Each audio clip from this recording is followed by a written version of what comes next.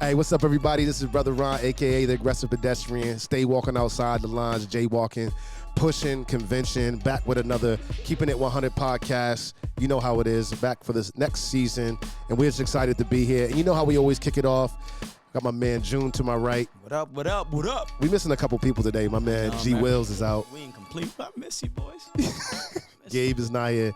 But they're all doing positive things. And look, we got a special guest coming on a little bit later, so please stay tuned for that. Yeah. But before we move on, like, you know how we started off. How you living legendary, June? What's going on, man? Talk to me. Well, I'm gonna say it, man. Today's my birthday. You know what I'm saying? Wepa! The big 39, baby. Fiesta. Man, I'm excited, man. Just super blessed, you know, getting Kiko, we don't have to do that. You know what I'm saying? See, this is now y'all get to see the visual. Yeah, you see what we out here. That's good. I like the crowd. Hey, it's my man June. My man June. Man, it's my birthday, right? So I'm excited, man. Turning 39. Been receiving a lot of love, man, since yesterday, man. So just super excited. This is my new year, right? You know what I'm saying? Everybody's like, oh, January 1st. You know what I'm saying? For me, it's like, yo, my birthday, February 18th. That's like, you know, when I start new. And, man, I'm just excited, man. You know, 38 was tough, you know. But just looking forward to it, man. You know what I'm saying? So just I'm surrounded by a lot of great people.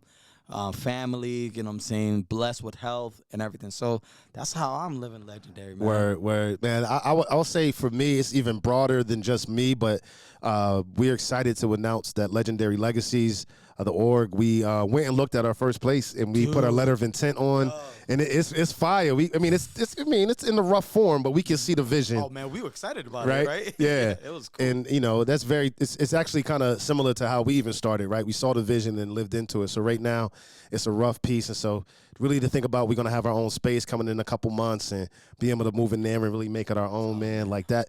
You know what really blessed me, like, to come over there with the whole team. Yep. And then, like, the real estate agent, you didn't hear, he asked me on the side. He was like, yo, this is your team? I was like, yeah, everybody. He was like, everybody's full time? I was like, yeah. And he was like, wow. Yeah. I was like, yeah, that's dope. The part that was actually pretty cool when Yet said, yo, we should do a prayer. Yeah, when Yet said do a prayer. And Yet believes in God, you know what I'm saying? Doesn't go to church, but for her to say that, and then we got to kind of like just come. That was fire. I was like, oh, shoot. You know, she was all embarrassed about it. I know. We should pray. She started running around. Yeah. But that was really dope, man. And so, you know, we always start off with living legendary, and then we sometimes have current events. And so one of the current events that's been going on, a topic of conversation that's been going on in our community, even in our office, has been around, you know, this brother Kanye and his ex-wife Kim, and just kind of how he's showing up. I have kind of kept my eyes on it a little bit, but at the same time, I know we were talking about how that's toxic and, you know, how people enjoy it, but I feel like the brother just needs help, man. He does, man. You know, and the part that really hurts me the most, man, is how parents just move on so fast. Partners, and I was like, you're adding another, like, yo, deal with your stuff first, get healed from it, and then jump into a relationship. And I can imagine, man, how the kids are hurting right now. And I know culture says, oh, toxic. It's a toxic relationship, and those are relationship goals, and look what they're going through, man. You know, so, man, we got to keep homeboy in prayer, man. We do got to keep him in prayer, man. And you know what's amazing to me is just like, we were talking about it, and I'm like, yo, it's wild that it's new. Like, why are we covering this news? There's so much going on in the world, but we're making sure this is in front of people. And always, it's like folks, like, I don't know, for me, I feel like I got enough drama in my own life. I don't need someone else's drama. But, you know, maybe folks are watching this and try to take, you know, sometimes I felt like people watch it be like, yo, at least my situation's not as bad as that. Yeah. And you know what I mean? And it was this quote I had sent to the team earlier this week that really been kind of resonating with me too, is that success is comparing yourself to others, but excellence is comparing yourself to your potential. And so, like, comparing yourself to others, oh, I'm successful because I'm not like that, versus, like, am I being the best version of me I can be? You know what I mean? Yeah, man. Which we said that we kind of want to, it might be a topic we might do for sure. And speaking about, like, becoming the best version of yourself, man, there's a brother we about to bring on that we've been working with for a little while, and he's starting to get into a situation where he's starting to really live into the fullness of who he is. And we've been working with this brother for a while, and we're really excited to bring him on, and he'll be jumping on in just a bit here. But we want to welcome in our brother Berto. Berto, you with us? What's going on, my guys? What's going on? Oh, I just want to yeah. start off with Ron, the aggressive pedestrian. That's Yeah, For bro. real, man. That's my alias, baby. For real, man. I'm out here walking aggressively. Okay. All right. I like it. Dude, thank you for jumping on with us, man. We're excited about, well, we're going to keep it a bug, right? You know what I'm saying? We had a situation, somebody else was going to come on, and he, for whatever reason, he couldn't make it. And, Ron was like, hey, how about Berto?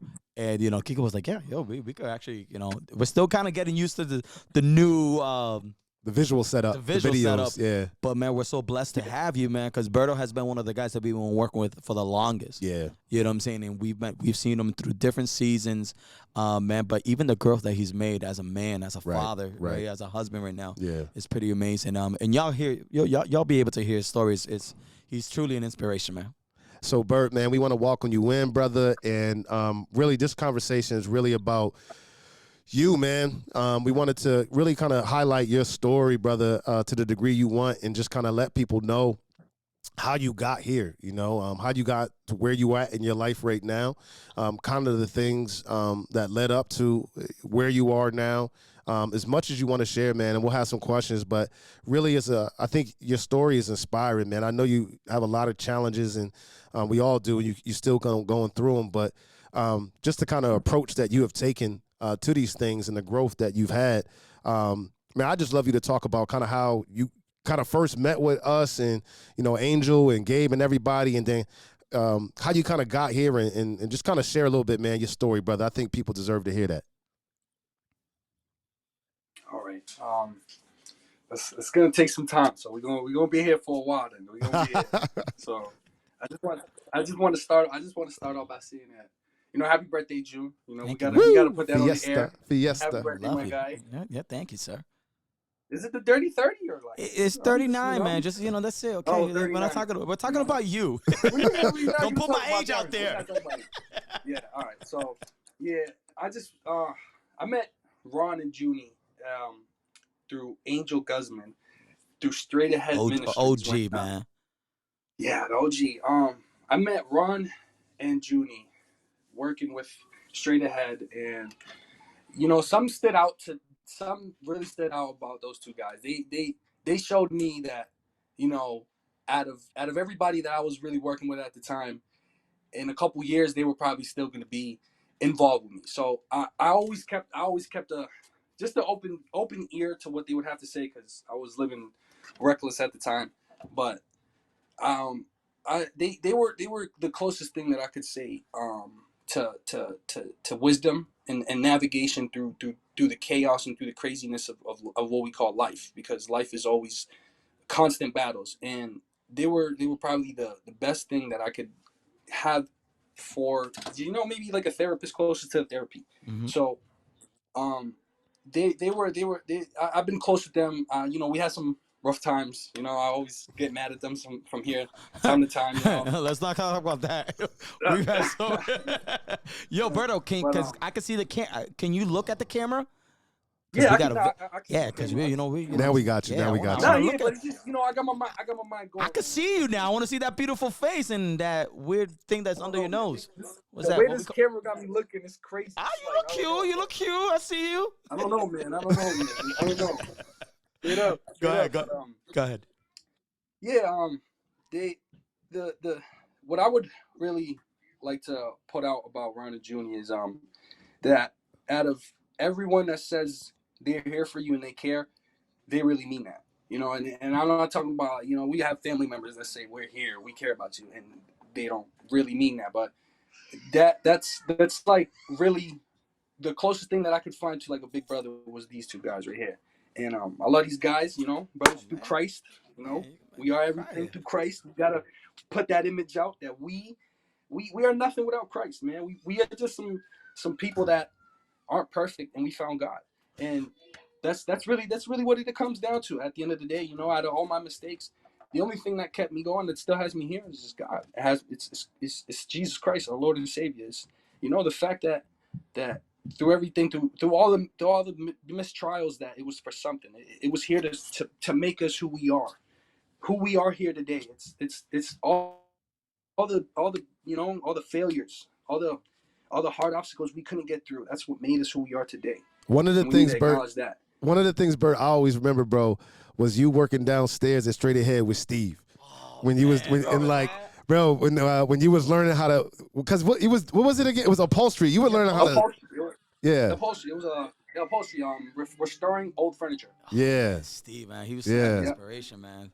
That was a good match. Oh man, Steve was that guy. Honestly, Steve helped me a lot, because I was we go through a lot of things, not having father figures, and it's just he was that guy that just helped me. Be like, you sure you want to do that, my guy? Think twice.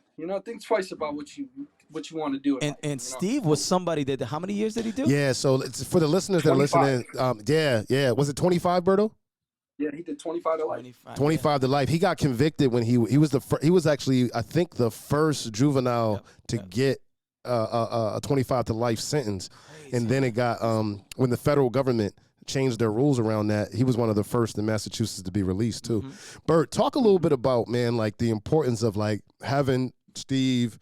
You mentioned myself, June Angel. Like, can you talk a little bit about the importance of that mentorship, what that meant to you? Because at that time you kind of had one foot in, one foot out. But like, what was it that kept you coming back? That mentorship, bro. I just need to say that around everybody's point in life, where we get to a point in life, you're 30, 40, 20 years old, you start to figure out who you are, and in that process you start to figure out a lot of things, and whatever those things may be, you start to maybe ignore it, or act like it's not there, it doesn't exist. You can't do that. You gotta acknowledge that. You gotta be aware of that, because that's who you are at the end of the day. And Steve helped me do that. Steve helped me realize, like, man, at the end of the day, it's not about what anybody else thinks about you. It's about what you think about you, how you look at yourself in the mirror, how you get up in the morning every day and continue on with your life. And nobody's opinion is gonna make you happy unless it's yours at the end of the day. So Steve helped me understand that wisdom is crucial and essential for a growing person, not just a boy, a growing person, a growing woman, and a growing boy. And what he helped me understand is that God is definitely real. God is he is a jealous God, but what he's a caring and loving God at the same time. He has a purpose for us. He has a plan for us since the womb, and Steve is living proof of that. Like, the guy he did 25 years, and the whole time he was restoring old furniture. Pretty much that's what becoming God a master does with us, right? passion. Yeah. Yeah. We don't have any machines there. We didn't have no machines downstairs. We were doing everything by hand. For real, by hand. Like, he was really something else. The guy, he beat anybody in pool too. That's one. Yeah, no, I remember that. He said make you drive that tiny little tricycle, like every time you lost. Let's not talk about that. Let's not talk about that. Dude. I came downstairs one time and I see Berto. Berto's like almost 6 feet, man. He's a tall guy, and I come down, man, and Berto is like driving this tricycle and like. His knees is hitting his chin. And I mean, like, it's ridiculous. I'm like, what are we doing here? You know what I'm saying? He was like, oh, every time Steve beats me in pool, this is what he makes me do. You know what I'm saying? I'm like, wow, But Berto, you mentioned something about father figure, man. Like, talk about, what I'm saying, not having your dad, man. I know that played a big role in your life, and it's pretty amazing now how he's back in your life. I love the relationship y'all have. Can you talk about that real quick? Yeah, I do. Yeah, because we have a lot of young brothers that are going through that. That's a great question, June. Talk about that, Bert. Yeah. My pops, he got arrested when I was about a year and 3 months. What should I talk about the charges? It doesn't really matter. No, it doesn't. You share what you want to share, brother. But he had to do an extension amount of time. He came out when I was 14. When I was turning 14, he got into a fight at the club where he was doing undercover, like under the table work, and he got jumped. A couple months later, the guys that started the fight came back. He stabbed the guy up. So within like 9 months of him being released, he went back to jail. Had to do 7 years. So wow. My father, he's a refugee from Cuba. He Okay. came here in the 80s. So Good guy, man. He's a he was good guy. basically like survival type of guy. Like Yeah. we don't we really don't complain about life around here. So we come from harder things. But Mm. my dad, he wasn't really in my life, and that affected me drastically with the decisions that I made once I turned into a teen. Because we need to highlight peer pressure too for our teen, like our growing teens, because peer pressure is a real thing, Mm. and caring about what people think is gonna lead to some bad decisions sometimes, and Mm. that's, I'd say 90% of the time, that's what comes from people doing bad decisions, is caring about what somebody thinks. And Mm. not having my father, it just it didn't I didn't have navigation, I didn't have guidance, I didn't, I needed that father figure to just show me, like, you're here for a purpose. And when you don't have that, we need to understand that that's like basically, you know As we try to get them reconnected here, there was a couple things. You dropped a couple gems, man. One, no one else's opinion is gonna make you happy, is what he said.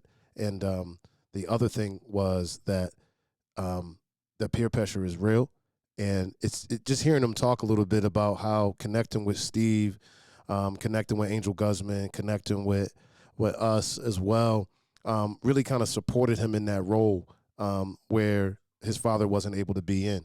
And so you can really hear the importance of having somebody along with you as a mentor or someone that can kind of give you that guidance. And he talked about that peer pressure. And when you have that peer pressure around you, you might not have the wisdom of someone, whether it be a father or a mentor. You're all trying to figure it out on your own. And so who can be and who is that person that may be able to support? And so it's really important to hear Berto mention that and talk about that, about what really helped him through a lot of these challenging times. Like, it wasn't even really the job of those things. I'm hearing him talk about like the relationships that he had that supported him in making it through those things. And I'm really looking forward to getting him reconnected to talk, because we were also with him for the birth of his child. Yeah. And so now him becoming a father and being able to understand what it means for him to step into that role as fatherhood. Does it sound like we got him back? Hey, Berto, you with us? Yeah, I'm here. I'm right here. Yeah. All right, man. We lost you for a little bit, but actually the timing wasn't bad at all. We were just saying, you talking about the challenges you had about your father and your relationship and how you had to work through his times of incarceration, bro. And then we were saying, like, now we were with you for the birth of your daughter, and thinking about what was that like, full cycle for you, brother? I think he's lagging again. No, but like Ron was saying, man, it was pretty amazing to see, like, to be a part of that phase of his life, right? And even him being a stepfather, raising another child, and how he loves on her is pretty amazing. And he always says that he was like, man, I learned from y'all. You know what I'm saying? And that's something that Ron and I, we pride ourselves in, and just being what type of fathers we are. You know what I'm saying? So it's like there's a saying in Spanish. It says lo bueno se pega. You know what I'm saying? How you say that in Spanish, Kiko? The good attracts. You know what I'm saying? Yeah. And he always used to kind of throw that. You know what I'm saying? Oh, lo bueno se pega. You know what I'm saying? And it's like it's pretty amazing, man. Like, you know what I'm saying? It sucks that we can't really have a mom right now, or we're trying to figure that out. But the peer pressure thing, man, you know what I'm saying? I'm hoping that he could really talk about jumping into gangs and why, right? Because everybody's always saying, why does these guys jump in these gangs? And we always say, bro, it's for family, right? It's for community. They don't get it, yeah. And the common denominator a lot of times is you know what I'm saying, there's no fathers involved. You know what I'm saying? So it's like, so they're learning how, I remember one time when Ty's mom, what she called us. Oh, the OGs? She's like, oh, y'all his OGs? Yeah. I've never been called an OG. Yeah, you know they did. She called us OGs. She really thought that we were some OGs in the streets, trying to, you know what I'm saying, give them game and helping them out. And when I told her who we were, she was like, wow. And I was like, well, yeah, I guess we are OGs. You know what I'm saying? So it was pretty cool, man. That was. You were talking about the peer pressure and joining gangs, and, the peer pressure now through social media. We hear a lot of the beef that goes on really is sparked off of that. And, it's interesting to think about, like, talking to some of these brothers and being like, yo, I remember talking to one of the dudes and he was like, yo, but if somebody says something, on there, I got to do something back. Have to, yeah. Because now, like, everybody sees it, right? It's not even like, yo, only the people that was at the school, or only the people that was at the park, whatever, like when we was growing up. This now, if I post it on your wall or do something, yo, 2,000, 3,000 viewers, you know? We got you on, Berto, now? There you go.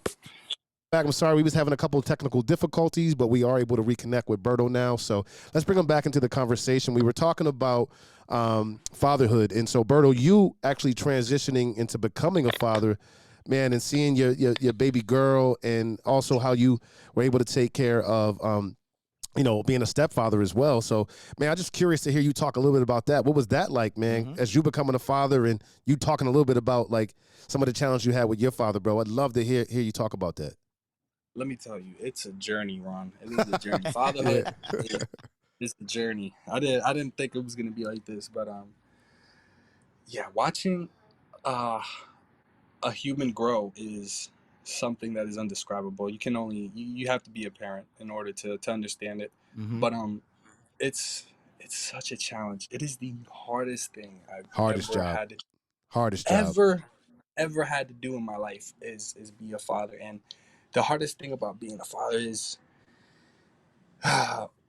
dealing with everything one thing at a time. You can't expect to get everything done in one day, and I feel like that is a big problem that we don't really like highlight enough and discuss enough, that we aren't going to get everything done with it. We're not going to understand everything in one day. We're not going to be able to get what we want in our future and our goals in one day, and we need to take it one step at a time. That's what I feel like is fatherhood. We need to take it one step at a time. You need to really be patient with your kid, understand your kid, and learn about your kid, because your kid isn't you. Your kid isn't who you are. Your kid is an individual that is going to like their own certain things and want to do their own certain things, and you're going to have to be a part of that to really really see them grow and blossom into the human being they're going to grow into. And I'd say that my father, the relationship that I have with my father, it's I mean, I really didn't have my father growing up through my whole life, but now that I do have him, he's there as much as he can for my kids. He's a great grandfather. Dope. And I can He is. I can honestly say that, God blessed me with that. Dope. But I thank God that my father is the grandfather that he is today. My kids love him. My kids can't get enough of him. He spoils them. He spoils them rotten. That is so I can't. awesome, though. It is. That, It man, is. Now, Drew, Yeah. I know we were talking earlier off air before we even came on here, but one of the things I know you had wanted to ask Berto about was like the peer pressure and actually getting into gangs. Yeah. Berto, you hear me? Yeah, I'm here. Yeah. So we were just talking about that. Yeah, growing up without a father, right? You know what I'm saying? And then you were talking about the peer pressure. But then you're like, I'm looking for community. I'm looking for, you know what I'm saying, family, and not really having that. Because I can imagine your mom being a single mom, holding it down, working a lot, trying to figure out her life. You know what I'm saying? Now you're like, okay, what am I supposed to do? Which a lot of times led to people joining gangs. Do you want to talk about that real quick? Yeah. I feel like, I mean, it might not be there. I mean, it might not be everybody, but I feel like a huge majority of people that join gangs comes from an acceptance issue. But what? So for you, just like I know, like what do you think it was Yeah, for for you? me, that's Yeah. what I'm gonna highlight. Oh, okay, That's my what it fault. is My for fault. me. And it's an acceptance issue. I didn't have my father. My mother, she was, we struggle. Kids struggle a lot, especially, it's a proven test that kids that really don't have that type of father or mother that's there, like, I'm proud of you. I'm here for you. Like, whatever you need, I understand. When we don't have that, it tends to put a kid in survival mode. It makes them do things that all reality don't really want to do, but they look at it as, what, it might be the beneficial thing to do, even though it's not the right thing to do. So I feel, with me joining a gang, it was more of an acceptance issue. I wanted to Wow. just feel accepted. I wanted to feel like I had a family. Wow. It ain't nothing about rank. It ain't nothing about street credit, or maybe when I got older I started letting that reputation get to my head. But at first it was all about acceptance. I wanted brotherhood. I wanted to come around, feel accepted, and feel somewhat loved, and taken care for. Something that a father is supposed to do for their kid. So it was, and you know, I chill. Everybody that I was chilling around, it wasn't a coinky thing. They didn't have fathers, so you know, Wow. I'd say it stems a lot from a generational curse without having a father. Mm. You know, and we're spiritual guys, so I'm gonna highlight that a lot. You Nah, know, bro. Yeah. so I love that. And yeah, as generational curse.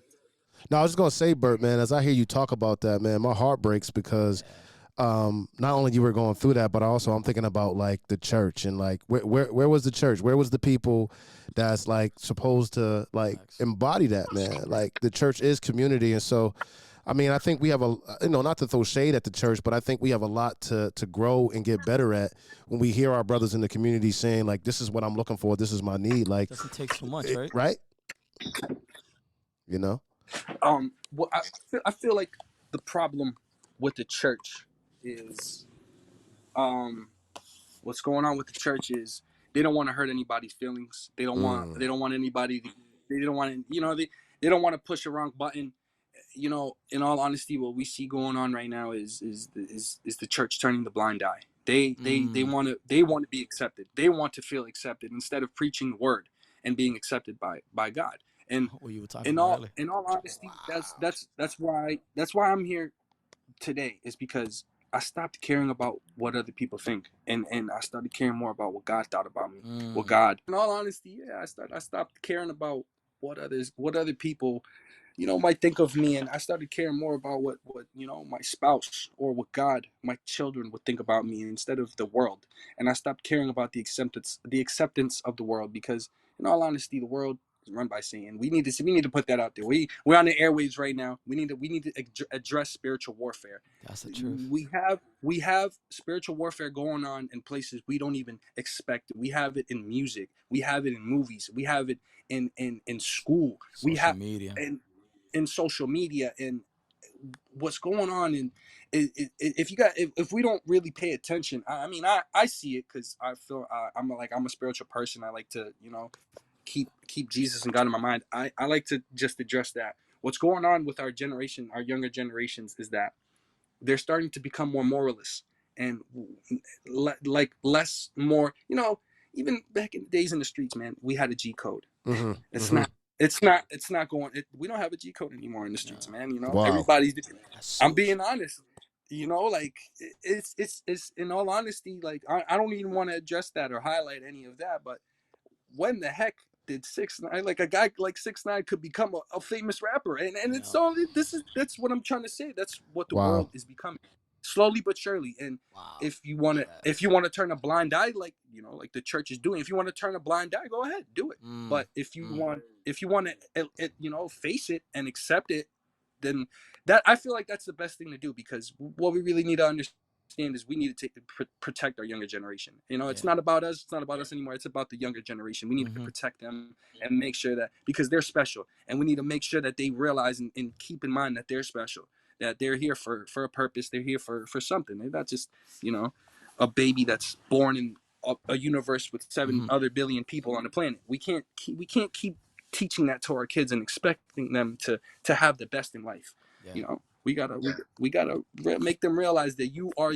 the only one in this universe. Out of 7 billion people on this earth, you are the only one, and you need to remember that. You need to own that. You need to accept that you are who you are. Make the best of it. It's interesting, man, to hear you talk, man. Really powerful. Yo, he's such a powerful Because one of the things I was thinking of asking, but it sounds like these are the things you would say. I'm assuming.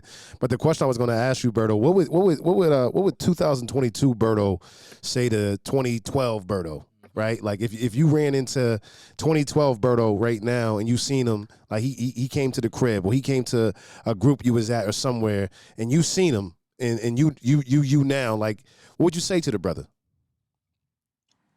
That's a great question, man. I don't think I have an answer for that. I mean, the only thing I think of what I would be able to say to myself 10 years ago is, um, God is real, and you're gonna come to find that out whether you like it or not, Mm. because you're gonna do your own decisions. You know, you can't go back in time and convince yourself not to do it. In all honesty, you might be able to, but me, how I was, I don't think I would be able to convince myself. But Yeah. what I would tell myself is God is real and He's watching, and make sure that you become aware of that, because if you don't, then things are going to get bad. That's what I think. I would just highlight how much Christ means to somebody. Yeah. Jesus. Let's talk about Jesus. Let's Yeah, talk about and Jesus, and guys. one thing, you know what I'm saying, even though we met you when we went Straight Ahead, and Straight Ahead is a faith-based organization where Ron and I and we came from, and Alberto was at. But I remember we used to have Bible studies, and Berto's has always been knowledgeable. He's always engaged in conversations, but getting locked up and actually doing not juvie time, right, big boy time. Yeah. That's when you really started to like you were saying, you were forced. You said he was like, you're gonna find out. You know what I'm saying? Can you talk real quick about what was that experience for you? That experience for you? You know what I'm saying? When being locked up, you're locked in a cell, and I know you mentioned you were like, yo, all I could do was read the Bible. Yeah. Around that time, it's funny because every time I went to jail, I had my grandmother. My grandmother, man, R.I.P. her soul. She was the mother. Rest in She was peace. really my mother. So she was always there every step of the way, even when I was in jail. So that time that I went into jail, it was probably like before a month before that she passed away, and Wow. I didn't get to say goodbye. Wow. I didn't get to do Yeah. what a grandson should do for their grandmother, make them proud, and that affect, that affected me in so many ways. It really made me question who I was as a person. You know, it made me question everything that I did, everything, my whole past. It made me regret it too. In all honesty, I feel God, his timing is perfect, man. It's crazy. It's crazy. It's crazy how perfect his timing is. But um, I don't know. Somebody that I used to serve drugs to. He used to be an addict. I was in jail with him, and I didn't really ever have any conversation with him when I was out in the streets. But when I saw him in jail, like, we started to have more of a conversation, and the just the way he talked to me, I couldn't believe, like, that I used to, serve him drugs. It was ridiculous because of how much knowledge and wisdom he contained. And every day I learned something new with him. And he would always tell me, he would always highlight how important the Bible was in somebody's life. And I would always question, like, man, like, come on, dude, you do drugs, you're out here in the streets, like, what does God mean to you? And he told me, just because this is the type of God that we have. God is always going to go after the one sheep out of the 99. That stuck with me. That really did hit me different. That God, he has every one of your hair follicles numbered. It's ridiculous That's our God. how we can act in society right now, how God doesn't exist in reality. But let's talk. We need to talk about it. We need to highlight that God is there. He's here. He's working. His word is moving in prophecy right now. If you're not if you're not really in tune that yet, but God is the reason why I have a second life. He gave me another chance. He took me out of my misery, and he made me who I am today. And I also want I to think that acknowledge, Berto, your courage, brother, to have this conversation and talk about your time in there. I know probably as you're thinking back and reflecting back, man, those were some dark times that you were able to find light in. So I want to acknowledge your courage on air, man, for everybody to be able to step into that space and have those conversations, man, because I've never been incarcerated, but working with the brothers and having those conversations and hearing the stories, man, and starting to go in and do some work on the end now, bro. Like we see how depressing and just isolating and dehumanizing, that experience can be, brother. So, salute to you, bro, for coming through that and being able to kind of work through that. And you're still facing some of those challenges now, bro. And so, like, we appreciate the technology because you're able to join us. You're still dealing with a situation where, house arrest is affecting your ability to kind of do things. And so one of the things we did want to talk about too for our listeners that may not have had that experience or ever been through it, Berto, is like, they'd be like, oh yeah, so he on house arrest, but he home, he cool, like everything's smooth. Like at least he got his family, right? And so you got some folks that are like, yo, I don't agree with that, house. Just talk a little bit about what your experience is like on house arrest. I know me and June know, but if you're able to, man, just let our listeners, bro, what is that, bro? Well, my experience as what is it? I think June. It's coming up this year. Yeah, it's gonna mark 3 years I've been on this bracelet. I've been on house arrest, and in all honesty, house arrest has been a journey as well. I like 3 years. That's crazy, bro. And here's the crazy thing, right? Berto, that house arrest time doesn't count for you. House arrest it doesn't count. Put me on. House arrest is done for me. Oh, it doesn't count toward the time? Yeah, no. It doesn't count at all. At all. So those are 3 years that he has. No, it doesn't count. No, it doesn't count. How has that impacted your ability? You talked about being a father, providing, those types of things. How's it impacted those types of things, bro? And I know you're relying on Christ to give you strength in the midst of all this, but just talk about some of those challenges that are there for you. Yeah. Okay. It is I'll tell you everything it's affected. It's affected my place of employment. I can't work at some places because of what I got going on with legal issues. I can't go to church. I can't go and work with Ron and Junie at the moment. You can't take your kids to the park. Pretty much do anything with my life. Yeah.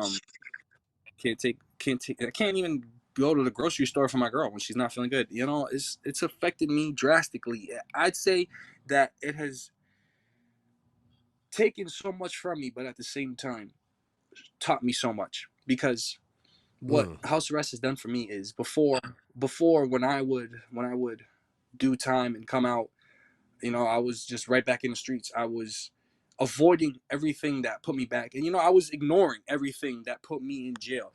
I wasn't acknowledging it, and I was just diving right back into it all over again. House arrest has helped me and not be able to run from my issues. Before, wow. I used to just run from it. I used to just act like it wasn't there. It didn't affect me. But now with house arrest, it has brought it to my to my face. It's made itself known. Like, nah, man, this is what's going on. This is what's good with you, And in all honesty, I know why God put me on a bracelet, man. I know why God put me, because if I wasn't on a bracelet, I wouldn't be on this podcast with you guys right now. I wouldn't be talking to you guys. I wouldn't have the mindset that I have to this day right now. I would just be the same, Berto that we were talking about, 2012 Berto. It's taken a lot, but it's helped me learn a lot, and I wouldn't have it any other way, So proud of you, brother. Bro, that what you just said speaks to your maturity, though, bro. Like, I don't know if you realize that, but I do. To how you have taken what could have been used as an obstacle and actually used it to advance yourself. Mm-hmm. You know what I mean? And that in itself is a testimony, and that's a huge gem that people should pick up. Don't let the obstacle become the barrier. You can use that to advance what you're trying to do. Right? Like, my man's like, yo, this situation, which at first was an obstacle, has actually made me a better person, is what I'm hearing my man say. Mm-hmm. Yeah, and that's honestly the truth. Mm-hmm. I say that with all honesty, because I don't really care about what I used to care about, 3 or 4 years. Man, the hood is always gonna be there, and I gotta talk for the fellas right now, man, because I'm sounding too professional. Talk to him. It's always gonna be there, no matter what you guys do 10, 20, 30, 40, 50 years from now. When you're dead and gone, the hood is always gonna be there. The hood is still gonna be there. With one guy, his name was Biggs. This guy was so huge. Anyways, this guy, he told me, he was like, hey man, hey Berto, I see what you're going through right now. The transgressions that I was going through in jail. I was having these thoughts while I'm surrounded by nothing but, madness and chaos. And in all honesty, I had this one guy, he came up to me, he told me, he was like, I like how you move. I like who you are, because you don't care about what another man think. It's not gonna affect you or your choices. You care about what you think about yourself. And he told me, Hey, Berto, man. Any man that's left the hood, I could tell you, he's probably been bored. He got bored in life maybe a couple of times, but I could tell you right now, he never regretted it. And in all honesty, I needed to make that decision. Do I care about myself that much that I'm gonna take myself out of negative environments, out of bad environments where I can just get myself in trouble, or maybe even dead. And I'm gonna do something with myself. I care about myself. I can't. This isn't who I am. I don't want this to be who I'm remembered for, dead and gone. I want to leave a legacy for my kids. Legendary legacies. We out here, man. Double L. Oh man. Yeah, but how much time we have? That's what I gotta say for. I don't want to really No, we got to get ready to close it out here, Berto. But as we do, man, we'll give you one last question here, man. You kind of already hit it, but for the young brothers, man, that's out here right now, bro. If you had one, just got a platform, talk to them real quick, bro. Yeah. You told them a little bit about the hood being there, like, I don't know, bro. Just want to give you this last platform, bro. Let me finish on it. The hood always gonna be there. No matter what generation it is, 30, 40, 50 years from now, the hood is always going to be the hood. It's always going to be there. But at the end of the day, what has the hood given you? You gotta put everything on a scale. You gotta put everything on a scale. What has the hood given you, and what has the hood taken from you? And you gotta ask yourself that: is it worth it? Is it really worth it? Am I being a target to not just people on the streets, to the cops, is it worth it? Is it worth really putting my life at jeopardy, at risk? No, it's not. It's not, man. Anybody that's pulled the trigger, I guarantee you, they probably regret it in some type of way or form. Even the guys that haven't done time, that got caught for it, I guarantee you, they probably laid up at night, stressing, not being able to sleep at night because of what they did. And I gotta highlight that issue, man. Like, care about yourself, because ain't nobody gonna care about you like you do. The way you do, nobody's gonna care about you. Ding. That's a gem right there. The weight and the importance of Berto's voice to that, and his point on there. What has the hood done for you, really? It's always going to be there, but in the end, what has it done for you? Put it on a scale. Wow. Fire. Man, Berto, man, I can't wait for the day, man, that, we're actually, we've talked about, what it will look like when you come out from house arrest, man. You can't wait, man. I know you said it, you want to help people out, you know what I'm saying? You want to be a better father. You're always one of those guys that's always representing the double L's, you know what I'm saying? Big role model to me. Big role model to me is Gabe. Yeah, man.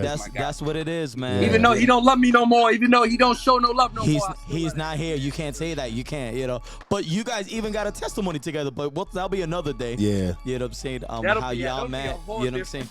That will be powerful for the day that they come together. That conversation is powerful, bro. Yeah. So we'll have to have you back on, Bert. I got you guys, man. I love you guys. I love you more, man. June next year, dirty 40 next year. Man, come on. What did I tell you about 40 that? ounces. We're talking about you. We're not talking about my age. 40 ounces. Ron. Out here exposing me. That 40Z. Well, yo, Rob, Z. you're already 40. Guys, as we wrap up this episode, we just want to thank you for joining us. He's out here. We're out of time, and at this point, we're wrapping this up. Man. Nah, I turned 40. I turned 40 last year in September, Berto. I got the ball spot to prove it. Where's the camera? Hey, no. We're not doing that. No, come on, bro. Nah, man. Yeah. Yeah, man. I got a permanent yarmulke, bro. We keep it 100 on the podcast. Listen, yeah. I love it. We keep it on here. Berto, that's what you have. That's what you have to look forward to, bro. Hey, you know what? You rather have it happen in the back than the front, like my brother over here. Though I'm over here, but you know what I'm saying. His is going back. Like I got some bangs. I got the annual bangs. You know what I'm saying? That's what we doing. No, he's got the LeBron going on right now. Right. Yeah, we're supposed to be wrapping up. All right, guys, man.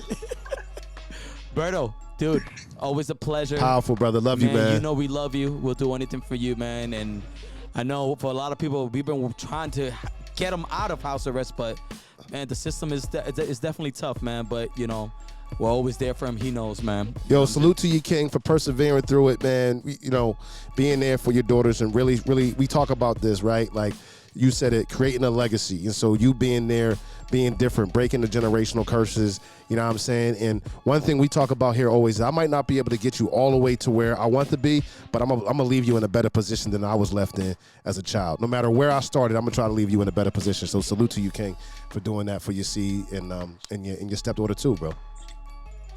1, 2, 3, 4, 5, 6. Oh, that's damn. I just gave up, man. Thank you guys, man. 1, 2, 3, 4, 5, 6 is how we're gonna wrap it up. 6, 5, 4, 3, 2, 1. So appreciate you, Berto, man. We're gonna get ready to sign off.